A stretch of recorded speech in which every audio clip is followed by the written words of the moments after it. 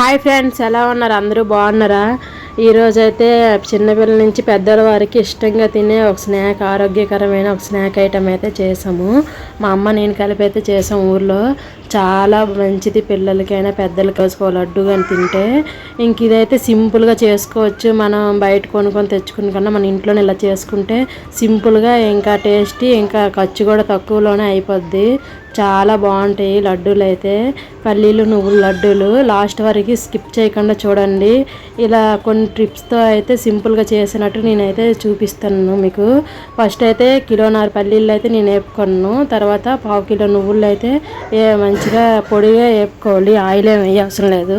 తర్వాత కిలోన్నర అలాగే పావు కిలో నువ్వులకైతే మొత్తం బెల్లం నేను 3/4 కిలో అయితే వేసి కొంచెం వాటర్ వేసి బాగా పాకం అయితే తీసుకున్నాను. పాకం ఏంటంటే బాగా ముదురుగా రావాలి.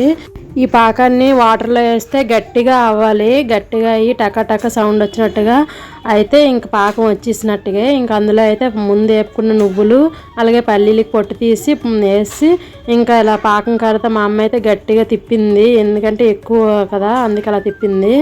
ఇంకా తర్వాత ఒక ప్లేట్లో కొంచెం నెయ్యి రాసుకొని ఇంక ప్లేట్లో వేసుకొని ఇంకా వేడివేడిగా ఉంటుంటే ఇలా ఉండలు చేసుకోవాలి. ఫస్ట్ అయితే మా అమ్మ కొంచెం ముద్దలా చేసి పెడుతుంటే నేను అవన్నీ నీట్గా గట్టిగా చూడతాను. ఇంక ఇలా ఉండలే చేసుకోవాలి, చాలా బాగుంటాయి. ఇంక ఇలా చేసుకుంటే జింకల్లా రాకుండా తినడానికి కూడా బాగా అనిపిస్తాయి. ఇలా నేను చెప్పినట్టు చేస్తే బెల్లం కూడా కిలోకి 1/2 కిలో బెల్లం వేస్తే ఎప్పుడైనా బాగుంటాయి.